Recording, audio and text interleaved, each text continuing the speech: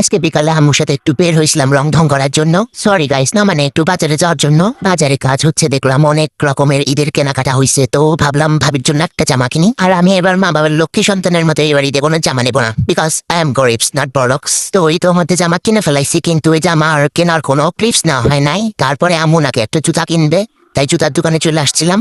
কিন্তু এই জুতার দোকানে আইসা লেদা সুটকেয়াকো একটা জুতার দেখা আমার তো ভাই পুরাই মাথায় নষ্ট হয়ে গেছে গা। মানে এত সুন্দর সুন্দর কিউট কিউট জুতা, মনে হচ্ছিল আমি আমার জন্য 4-5টা নিয়ে নেই।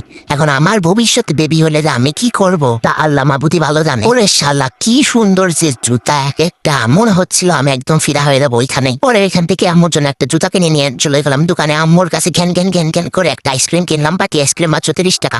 আমি অত বড় লোকস না।